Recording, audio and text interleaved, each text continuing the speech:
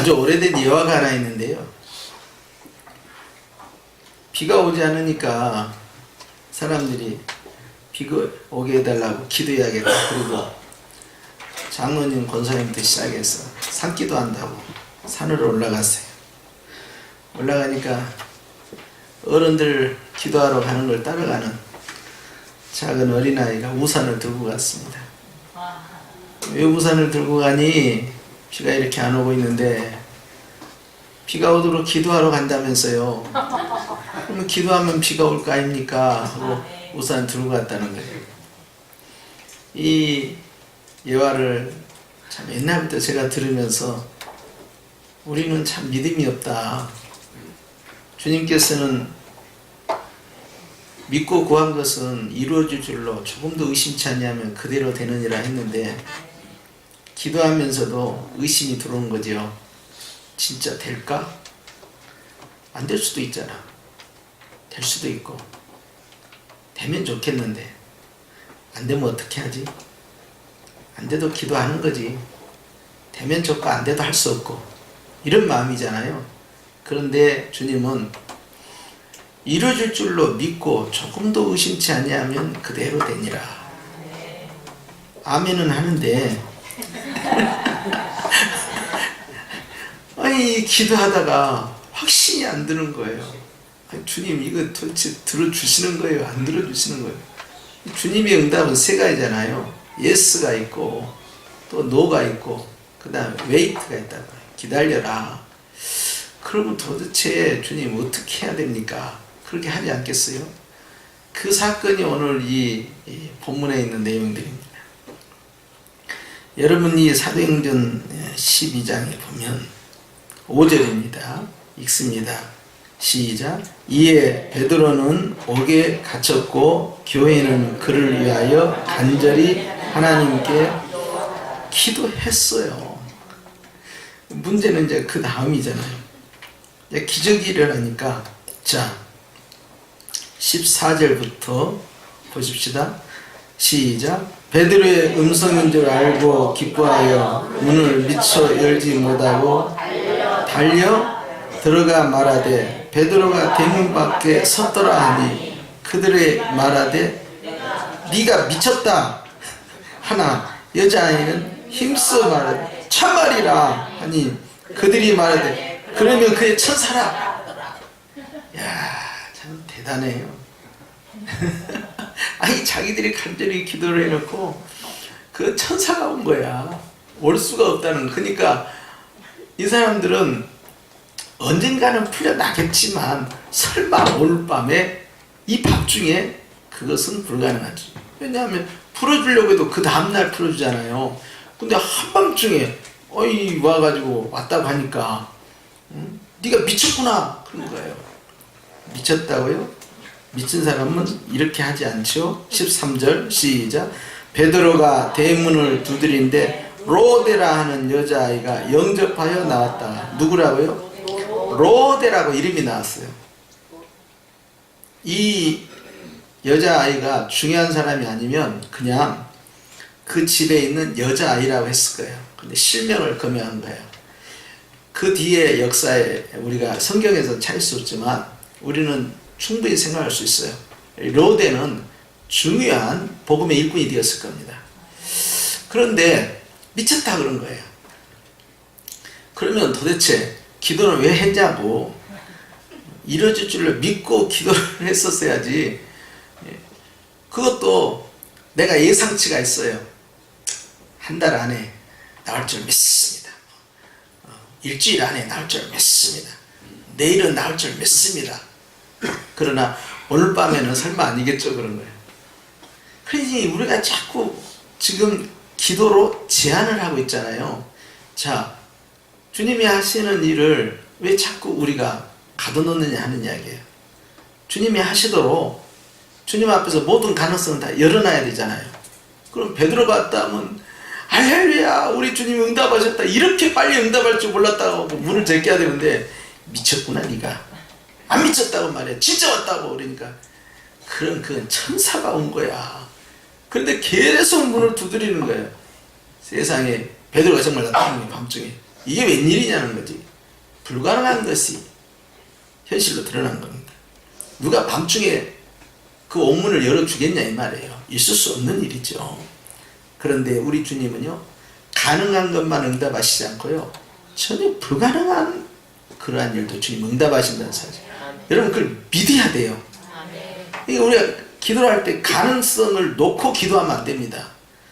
하나님은요, 가능의 믿음이 있지만 불가능의 믿음도 있다는, 우리가 불가능해 보이는 것도 이루어진다는 사실을 생각해야 되는데, 그건 좀 어려웠겠다, 거기까지는 아니겠다 하고 스스로를 차단해버린 거예요. 초대교회 안에는 이런 일이 처음 있는 게 아닙니다. 자, 우리가 아는 대로 바울과 실라가 빌립보 감옥에 갇혀서 하나님 앞에 밤중에 찬양을 할 때 어떻게 됐어요? 옥문이 열리고 쇠고랑 찼던 것이 다 풀려버렸어요. 언제 이루어졌어요? 밤중에. 밤중에는 불가능하다니까요. 주님은 불가능할 때 일을 진행하는 거예요. 다 끝났다, 다 틀렸다, 완전히 스톱이야 할 때 주님은 이제 시작이다 그러시는 거예요. 그러니까 우리가 모든 걸 다 포기하게끔 기다리시는 거예요. 기드온의 군대를 왜 300명으로 줄였겠냐 이 말이요. 수십만의 군대가 가가지고 전쟁에서 이기면 그래도 우리가 해볼 만해서 이겼다 할 거 아닙니까? 25,000명으로 줄여가지고도 마찬가지 아니에요.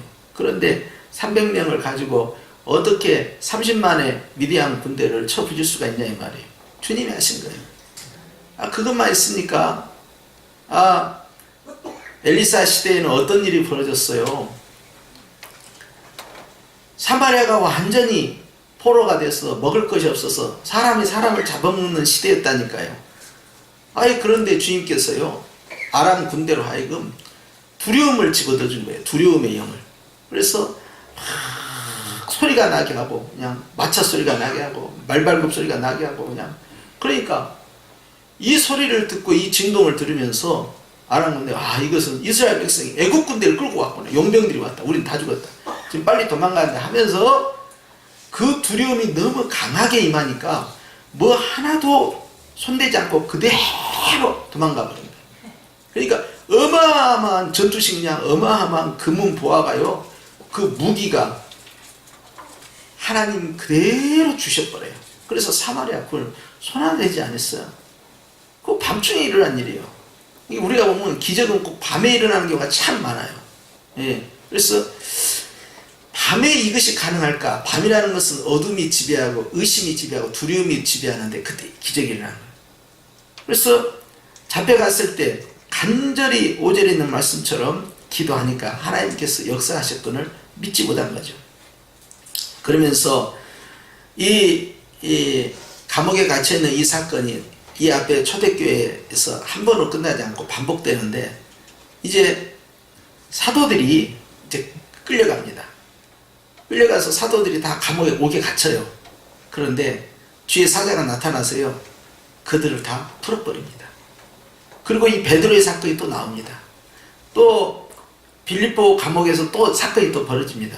모든 감옥에 들어갔을 때마다 하신 건 아닌데, 사도행전에 기록된 것만 적어도 3번 이상 이것이 연속 나타나요.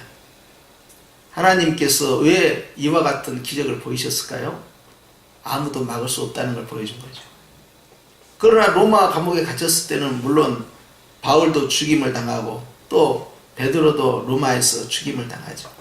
그러나 순교의 피가 뿌려졌기 때문에 그 로마가 하나님의 복음을 전파하는 중심 도시로, 전 세계의 수도가 로마였는데 그 로마에서 복음이 퍼져나가는 그런 기적이 일어나는 것이죠. 이게 끝날 때 할 때 진행된 거예요. 우리가 기도를 할 때 꼭 기억해야 할 것은 우리 스스로 기도를 제한시켜서는 안 된다. 가능한 것만 기도하면 안 돼요. 불가능한 것도 기도해야 돼요. 히브리서에 뭐라고 그랬어요? 11장에 믿음은 뭐라고 그랬어요? 믿음은 바라는 것들, 내가 소망하는 거 있잖아요. 바라는 것들이 진짜 나타나는 거예요. 그건 먼 미래에 있잖아요. 근데 가지고 오는 거지요. 그리고 보이지 않는 거, 우리 눈에는 안 보여요. 정말 작은 점도 안 보여요. 그런데 그때부터 시작되는 거예요. 그 보이지 않는 것들을 내가 증거라는 건 눈으로 목격을 해야 되거든요. 그러니까 없는 것을 있는 것처럼 믿는 그 믿음이 실제 그 일을 만들어 버린다는 거죠. 여러분, 이것은 마음의 이 마인드 컨트롤 하는 거 달라요. 자기 체면을 그려가지고 있어라 이렇게 해서 되는 게 아닙니다. 이거 약속의 말씀을 붙잡고 주님 앞에 기도를 한 거예요. 내 기도를 주님이 듣고 계신다는 사실을 믿는 믿음이 중요합니다. 두세 사람이 모인 곳에 주님이 함께 하시고, 내가 기도한 걸 주님이 들으시고, 그 들으신다라는 확신 속에서 기도를 해야 돼요. 그 확신은 어디에서 근거합니까? 성경에서 근거하는 거죠. 모든 믿음의 확신의 근거는 다 성경입니다. 다른 데서 오지 않아요. 왜냐하면 이것이 언약이고 계약서거든요. 그러니까 이 약속의 말씀을 붙잡고 나가니까 하나님 언약의 하나님이에요. 그래서 주님 앞에서 우리가 이 기도를 들어갈 때 우리의 기도가 제한되지 않기를 주님을 축원합니다. 두려움이 찾아오죠. 2절입니다. 2절 시작. 요한의 형제 야고보는 칼로 죽이니 그랬어요. 사도들 가운데에서요 가장 먼저 순교를 당한 분이 야고보 사도입니다. 야고보는 요한의 형이에요. 그런데 가장 먼저, 그리고 요한은 또 가장 늦게, 이렇게. 그래서 처음을 시작하고 마지막을 장식하는 이 두 형제의 모습인데요. 주님께서 이들에게 약속하셨잖아요. 마태복음 20장에 보면은 여리고에서 이제 예루살렘으로 올라가다가 노중에서 누가 더 높으냐 하는 것 갖고 다툴 때 이 두 사람의 어머니, 세베대의 어머니 오셔서 예수님한테 간청을 해요. 하여튼 어머니는 오매불망 자식들 잘 되기를. 그래서 와가지고 주님의 나라에 임하시면 하나는 우편에 하나는 좌편에 앉게 해주옵소서. 야, 기가 막힌 부탁을 한 거예요. 그러니까 어머니는 예루살렘에 입성하는 순간부터 완전히 이제 예수님의 시대가 열린다. 예수님이 통치하는 이제 왕권의 시대가 열린다. 그렇게 생각을 한 거예요. 그러니까 예수님이 그걸 들으시고는 내가 마시는 잔을 너희가 마실 수 있겠느냐 그래요. 근데 그것이 십자가의 죽으심이라는 사실을 제자들이 모르죠. 그러니까 용감하게, 모르니까 용감한 거예요. 마실 수 있습니다 그런 거예요. 예? 제가 30대 때 개척을 하기 시작하면서 몇 번이나 개척하고 건축을 이렇게 하잖아요. 진짜 모르는 게 무식하니까 나는 망치질도 안 하고 자랐단 말이에요. 아이, 그러니까 아이 가보니까 뭘 풀이 있는 거예요. 아이, 풀들이 왜 이렇게 많아? 이거 언제 이거 다 풀 다 없었냐? 그 천평된 땅에 그 풀을 언제 다 매겠어? 농약을 갖다가 어깨에 메고 뿌리는 거 있잖아요. 다 아주 깔끔히 다 뿌렸어. 그게 부추요. 그게 돈나물이래. 내가 알았냐고. 돈나물인지 그거 부추인지 내가 어떻게 알았겠어요? 응? 우리는 그 소리라고 하잖아요 또. 근데 이 부추를 다 죽여. 몰랐지. 또 비슷한 것이 또 뭐가 나와. 그건 달래야. 다 죽여본 거야. 초토화시키는 거야. 옥수수를 심어놨는데 이 옥수수를 뭔데 키워봐야지. 그러니까 옥수수를 키워보니까 쥐가 싹이 나서 이렇게 이제 여름이 되니까 멀때같이 키가 커요. 키가 크니까 저 옥수수 따먹어 맛있겠다. 그러고는 내버려 뒀어요. 7월 내버려 뒀어요. 8월. 그러니까 지나가는 할머니가 이제 그러더니 사모님 다 세서 못 먹어버려라 그러고 갔다는 거예요. 참 별소리도 안 해. 바싹 익혀갖고 잘 먹으려고 그러고 막 괜한 소리를 하고 있어. 우리 둘 다 이제 그걸 몰라.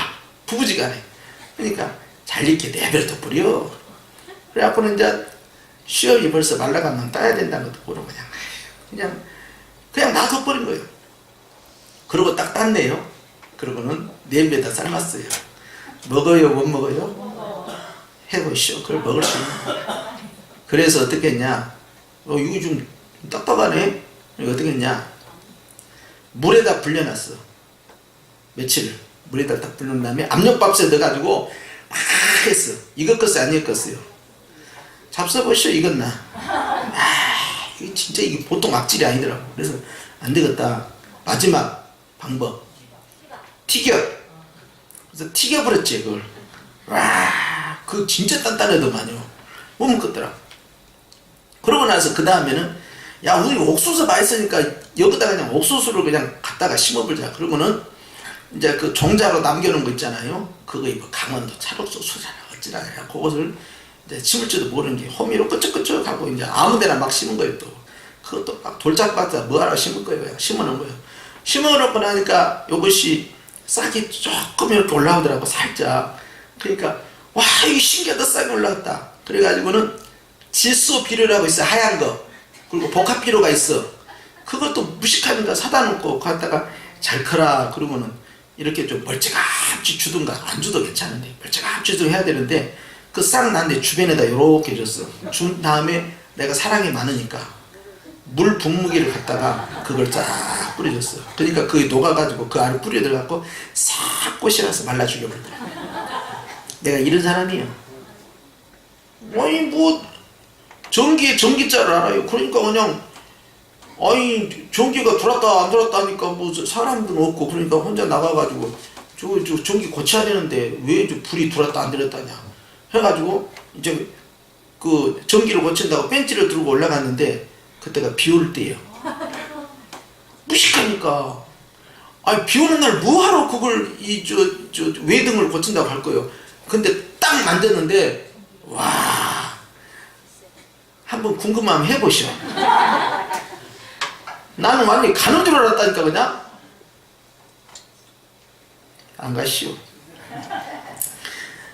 모르니까. 그러니까 주님이 네 목회 그만하고 내 목회 하자 그러니까 너무 신나가지고 근데 가야 할 길을 내가 알았다. 응?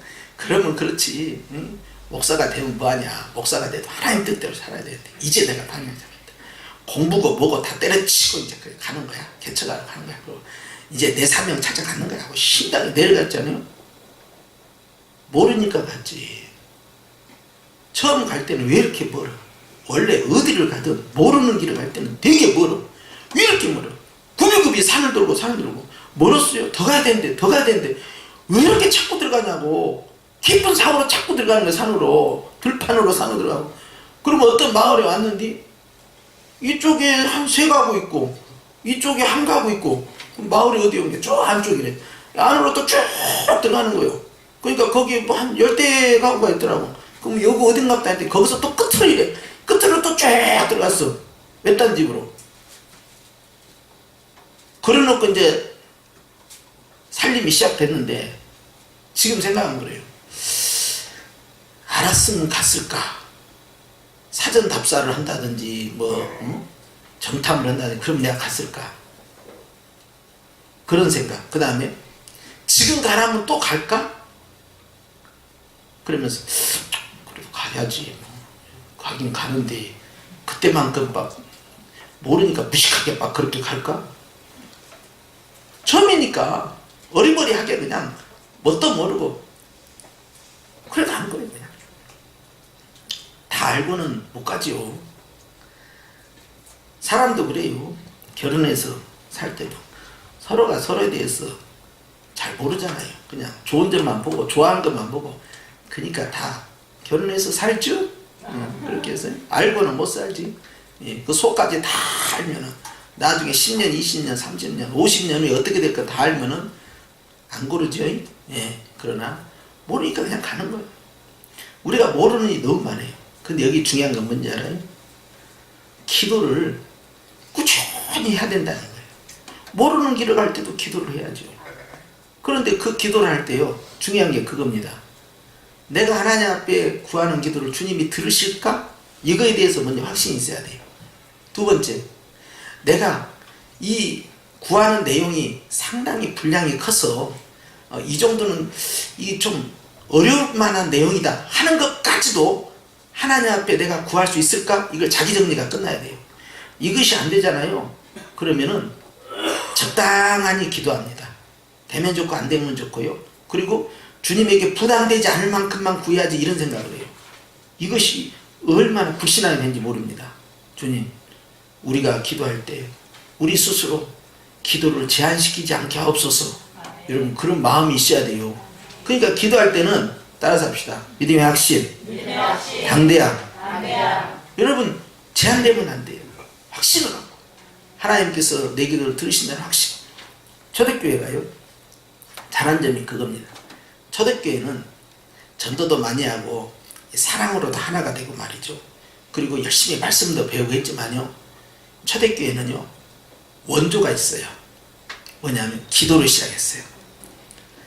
120문도가요 예수님 부활하신 다음에 땅에서 40일간 계시다가 승천을 하셨잖아요. 그때 예루살렘 떠나지 말라 그랬거든요. 그래서 그 마가의 다락방에 다 모인 겁니다. 모여가지고 그들이 뭐 했냐, 사도행전 1장에 보면 예수님의 어머니 마리아를 비롯해서요 남녀 종들이요 기도하는 일에 아주 전심을 다했다는 거예요. 기도에 전혀 힘쓴 거예요. 그러니까 기도로 시작한 거예요. 그러고 나서 열흘 후에 성령님이 오실 줄 누가 알았겠어요. 그래서 영적 추수가 시작된 거잖아요. 기도로 시작하는 교회이기 때문에 무슨 일이 있기만 하면 뭘 해야 됩니까? 기도하는 거예요. 완전 기도가 앞서가는 거예요. 그래서 이 건축을 할 때도요 제가 깨달은 것이 그거예요. 자꾸 궁금하니까 현장에 가고 싶잖아요. 건축 현장에 또 가고 싶어. 가서 일꾼들 하는 걸 괜히 참견하고 싶고 그거 보고 싶고 할 때마다 그러더라고. 그런데 그때 깨달았어요. 하나님이 그걸 기뻐하지 않는다는 거죠. 주님은요 제가 기도로 건축하기를 원했던 거예요. 그러니까 기도하기를 원하는 거예요. 그러니까 현장에 가서 막 간섭하고 이렇게 해주시오 저렇게 해주시오 일하는 사람들도 힘들지만 하나님이 원치 않는 거예요. 그래서 이것은 전문가가 맡겨서 했으니까 그 일에 이제 밝은 한 사람만, 성도 대표 가운데 하나만 딱 내세우면 되고 나는 열심히 기도만 하면 되는구나. 나중에 깨달았죠. 현장에서 주님이 원하는 것은 기도로 건축되기를 원하는 거예요. 벽돌 한 장 한 장 건물 올라갈 때마다 그것이 이 물질이라는 건물이 세워져 가는 것이 아니라 이 영적인 건물이 세워지기를 원하는 거예요. 심령의 성전이 안 세워지는데 외적인 성전만 세워져서 뭔 소용이 있겠어요? 그래서 기도가 얼마나 중요한지 몰라요. 우리가 다음 주에 오해피데이 하는데요 항상 기도입니다. 심지어는 야유회 갈 때도 저는 기도하고요 수련회 이렇게 가고 하잖아요. 할 때 기도를 훨씬 많이 합니다. 왜냐하면 사단이 역사하잖아요. 그러면 어떤 일 갖고도 사람을 시험되게 만들어버려요. 내가 그걸 경험하면서 야 완전히 웃으면서 뒤통수 맞네. 사단이 역사하면 별것도 아닌 것 같고 시험 들고요 일이 발생해버려요. 그래가지고는 아니야만 못하게 돼요. 그래서 내가 항상 하나님 앞에 기도를 합니다. 기도하지 않으면 마귀가 어떻게 틈탈지 모르니까요. 늘 깨어있으라. 잠자지 말라는 거죠. 왜? 사단은 우는 사자같이 두루 삼킬 자를 찾는데 이 굶주린 사자는요 물불을 가리지 않습니다. 우는 사자가 굶주린 사자예요. 그런데요 초대교회는요 이 예루살렘에서 엄청나게 핍박을 받았잖아요.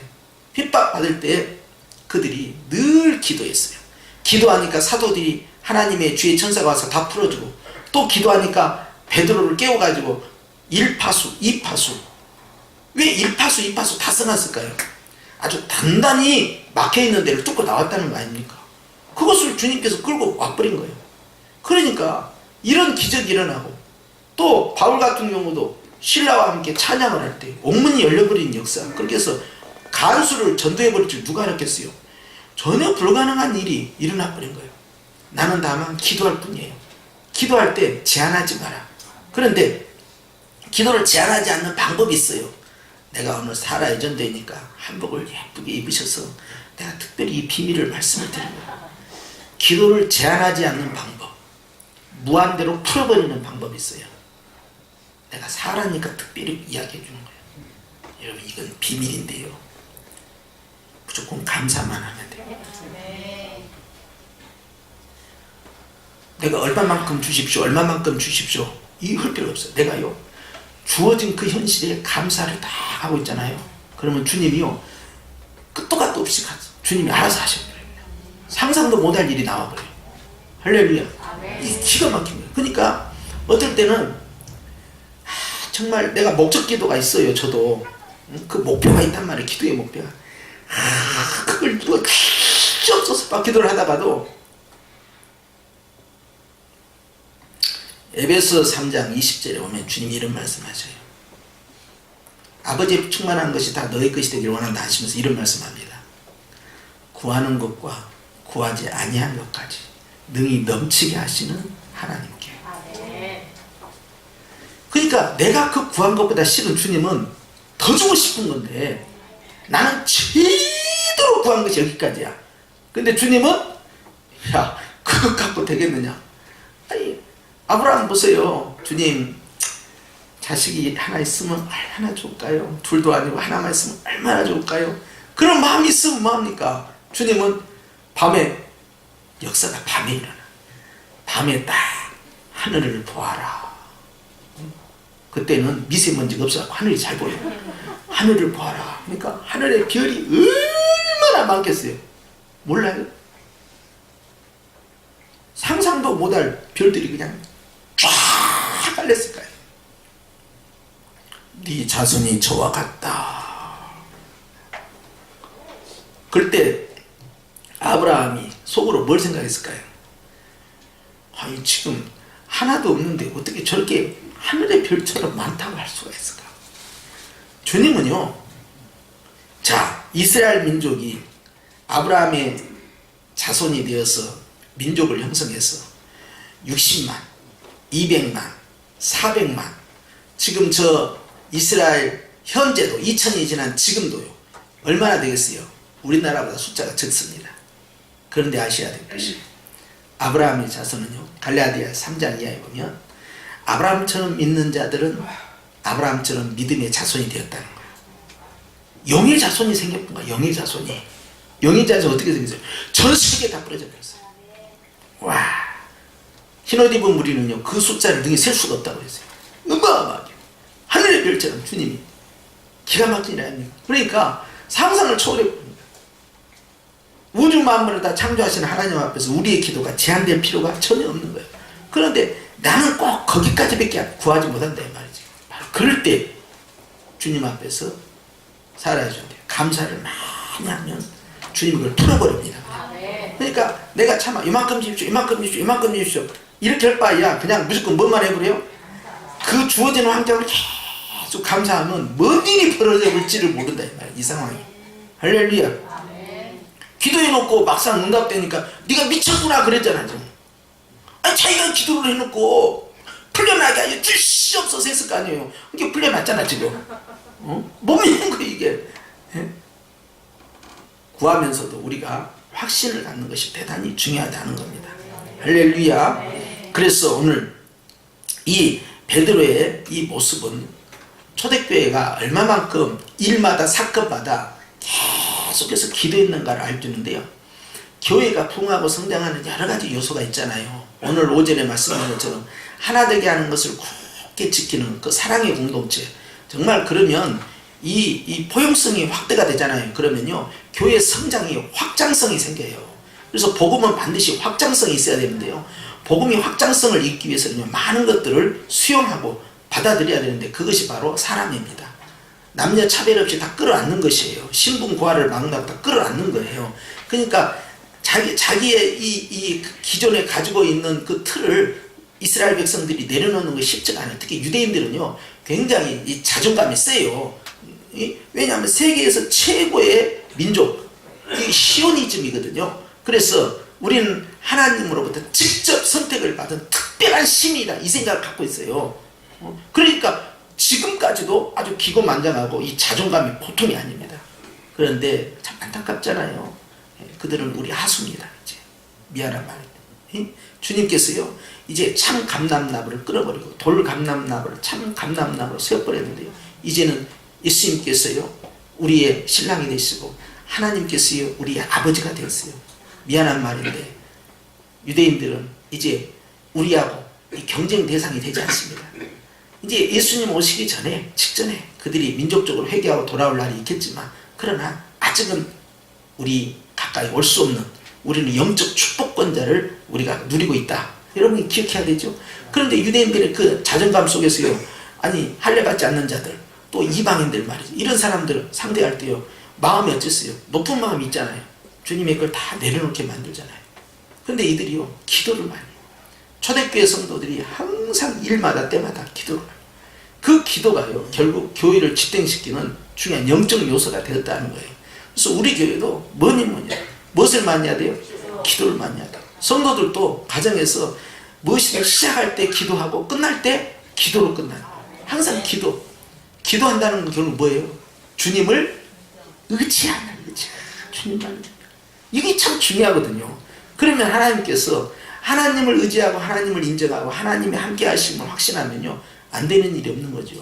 주님이 더 좋게 만들어 가는 거예요. 그래서 여러분, 따라서 기도를 제한하지 말자. 기도할 때 될까 안 될까, 여러분 그런 생각하면 안 돼요. 절대. 그리고 이만큼은 가능하겠다, 가능의 기도를 하면 안 돼요. 불가능한 기도까지 여러 제껴놔야 돼요. 근데 그것이 믿음이 분량이 거기까지 안 되잖아요. 그럴 때 썼던 방법이 바로 감사를 써버린 거예요. 감사를 쓰면 주님은 확 열어버립니다.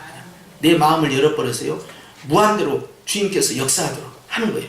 그렇기 때문에 우리가 하나님 앞에서 이 믿음을 가지고 나가면 반드시 승리할 줄로 믿습니다. 이게 이제 오늘 이 말씀이 떨어졌으니까 우리 살아야 존재는 뭘 해야 돼요? 감사 기도를 많이 하고, 특별히 기도에 이 여전대가 되어서요, 모든 것을 기도로 시작하면 뭐든지 다 형통하다. 할렐루야. 그렇게 해서 기도를 많이 하는 여전대와 우리 교회가 되기를 주님을 축원합니다. 기도하십시다.